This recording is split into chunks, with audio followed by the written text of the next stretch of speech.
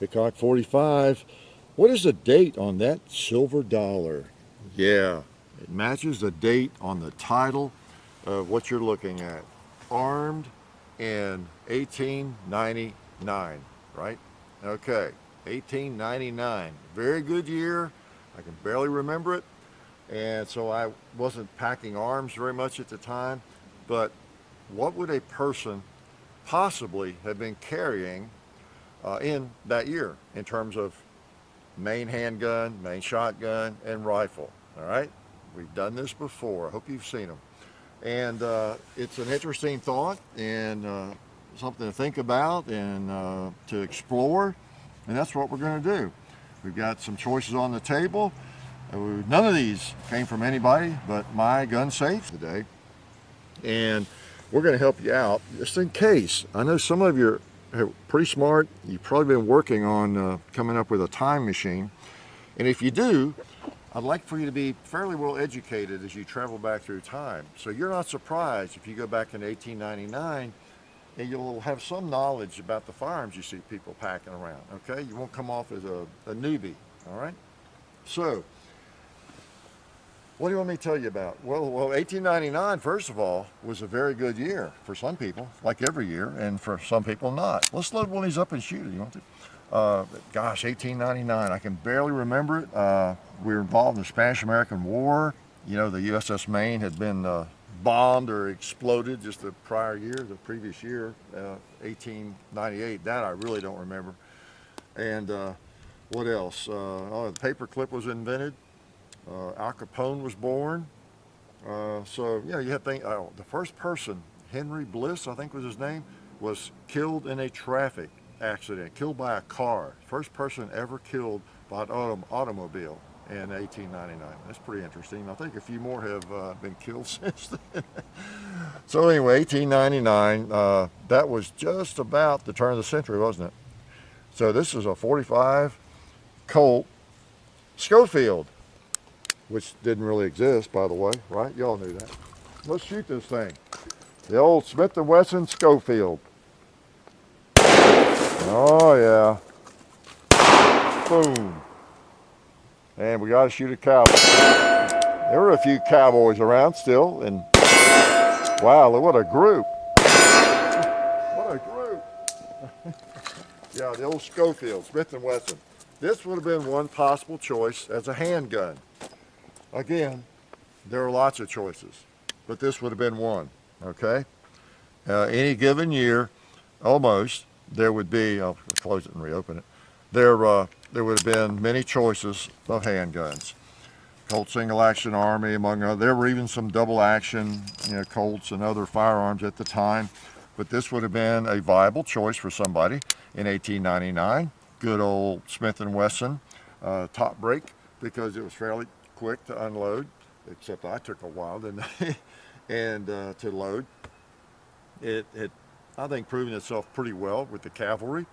The reasons it wasn't as popular and didn't go on like the Colt single action was partly because of the cartridge issue we've talked about in various videos. It took a shorter cartridge. The 45 Smith & Wesson, 45 Schofield was a little shorter, and they'd get the ammo mixed up because most people in the military at the time were carrying the Colt single action, 45 Colt, long Colt, the longer cartridge and everything. This one. And so, it would not chamber in the old Schofields. It will in this one. Of course, it's a reproduction. So anyway, there were some issues like that. And so it was discontinued. But this would have been a viable choice, wouldn't it? A nice big cartridge, good handgun, good reputation.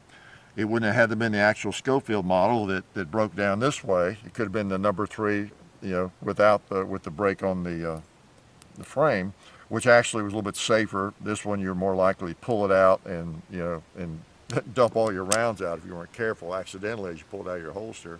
But a nice firearm. So Bill Smith, Harry Jones, whoever, this might have been the firearm they chose. There would have been other choices, okay? But this might have been their choice, a good one. And then the shotgun looks familiar. Looks a little bit like a Model 97, doesn't it? Yes, it's unloaded, but it's a Model 97 Who designed this thing? This piece of hardware. Oh yeah, John Browning. We have to be nice. Yeah, John Browning. So this would have been a viable choice in 1899 because it had been around not too long at this point, had it? And pump shotgun. The double barrels were still really popular, of course, but wow, this one will hold more rounds. You know what, 5 or 6 rounds, and you know, quick to reload and shoot. So you could top it off. So pretty interesting. Let's try it. Let's see if it works. You want to?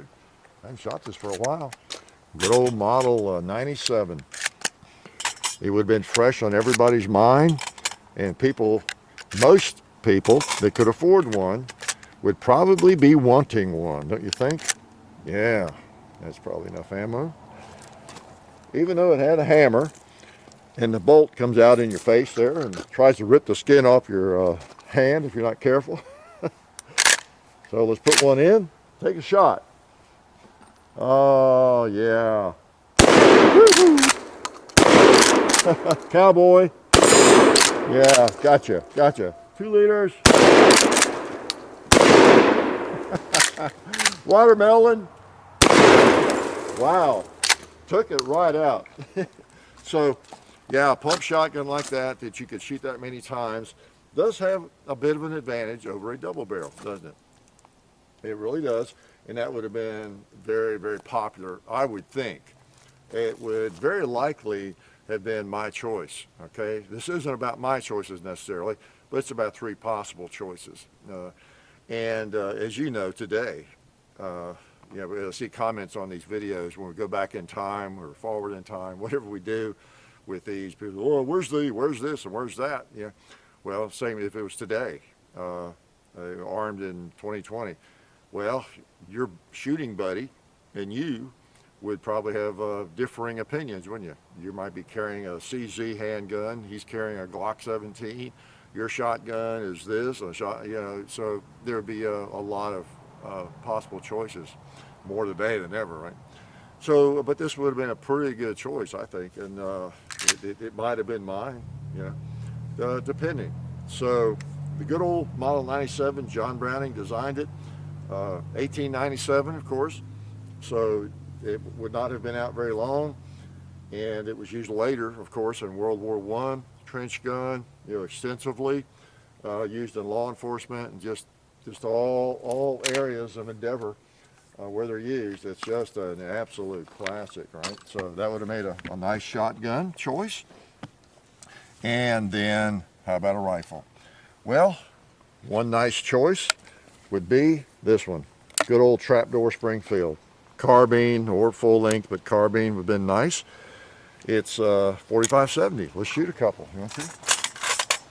Very popular cartridge of the day.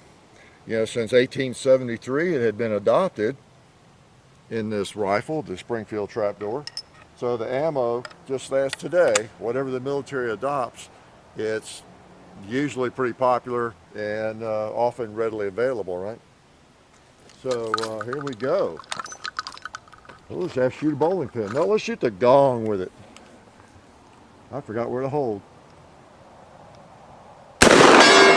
Guy, I can see where it hit too, that big chunk of lead.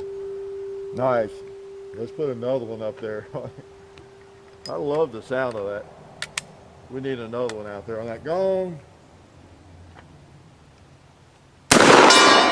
Yeah. Big splatters of 405 grains of lead. Pretty cool.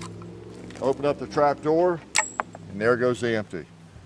So you can load, as I've demonstrated. I mean, I haven't done any real speed loading, but I have demonstrated, I think, with these over the years in various videos, that you can actually, you know, fire it, you know, pull out another one off your belt, put it in there, and boom. You know, I mean, it's not like it takes 10 minutes between shots just because it's a single shot. So it's obviously not a Model 73 lever action firearm or something, but so this would have been a choice.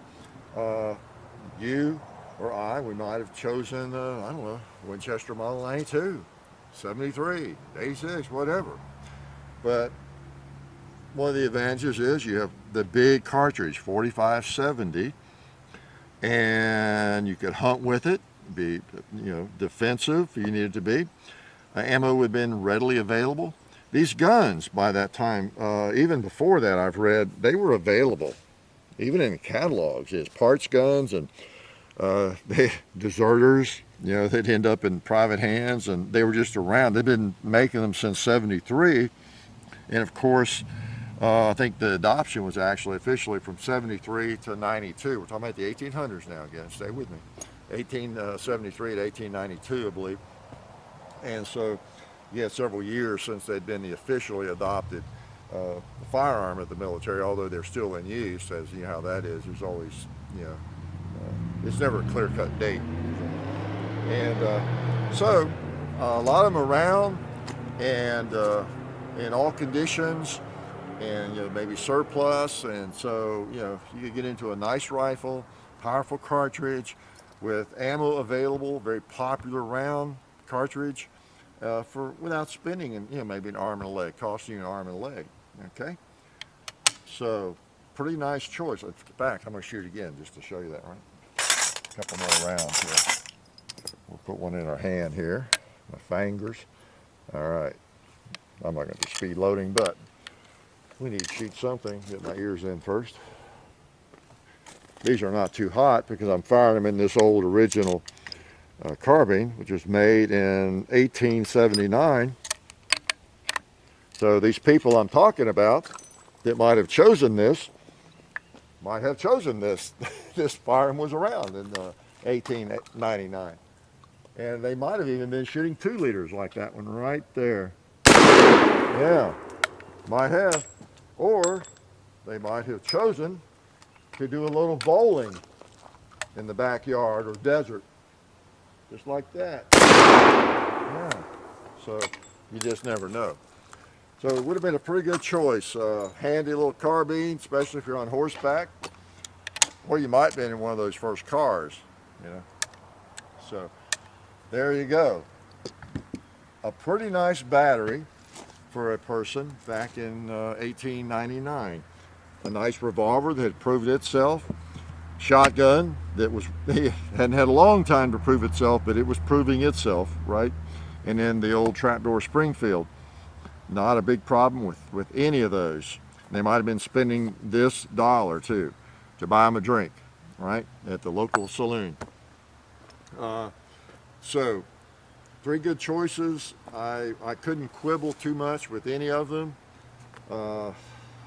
And you know, not a big problem. If you wanted rapid fire, you know, lever action with lots of capacity, you know, might have been your preference. But these old things, there are a lot of them used. These old Trapdoor Springfields, even taken buffalo, a lot of them. And you know, sad as it is, the government, I don't know if they supplied any of these. I think they did, made them even available, maybe cheaper. I know they did with ammo, because they were trying to help eradicate the buffalo, unfortunately. And so there are lots of ammo available with those. And then of course the old 97s, great something. Schofield, great firearm. Smith & Wessons were more prevalent in the West, and you know, the whole country, not just the West, than we're led to believe. You know, the movies usually depict cowboys, always almost, carrying a Colt single action. Well, there were a lot of Smith & Wessons also, a lot of them. So that would have been a good choice. So the year, 1899, a good year. I was going to say too, the shotgun, the Browning Auto 5 was come up with by old John Browning in about 1899, but it wasn't available. Okay, so if you're wondering about that, that really wouldn't have been a choice in 1899. Very, very unlikely. Okay, a few years later it would have been, but not in 1899. So this was one of the best choices for high capacity, right? So 3 good guns. Makes me want to shoot them more. That Spider's going to try to get one right there. I'm not going to let him have them. And I just thought you might be interested. And again, if you're traveling through time, now you know a little bit more about the year 1899, some of the firearms that were available. And when you see people carrying them, you know, just ask them how their trapdoor's doing. You know, you can really seem professional and knowledgeable now. Okay, so glad you came out to explore a little history with us and enjoy some beautiful firearms from yesteryear. And we'll see you on the trail. Life is good. Oh yeah, that's better. This is a great gun for defense. Oh hey, didn't see you guys there. While I've got you here, I want to remind you of our friends over at Talon Grips and Ballistol. Talon Grips makes grips, can you believe it, for all different types of firearms. You can get rough texture or more of a rubberized texture. It just sticks right on there. You know, really affordable, really cool option to improve the grip for your handguns or rifles. So please check them out at talongungrips.com. You'll be glad you did. And also Ballistol. Dad has been using Ballistol for many years. It's a cleaner and a lubricant, and it's non-toxic. It works really great, and we're happy to have them on board since it's been a part of our shooting endeavor for a very long time. So go to ballistol.com, talongungrips.com. And also, while you're out there, I'm juggling all these things here. Also, while you're on the internet, please do check out our other social media like Hickok45 on Facebook. There's also Hickok45 on Twitter, The Real Hickok45 on Instagram. There's a John_Hickok45 on Instagram where I do some things. There's Hickok45.com. You can find us also on Gunstreamer. So check out all that stuff and then watch more videos.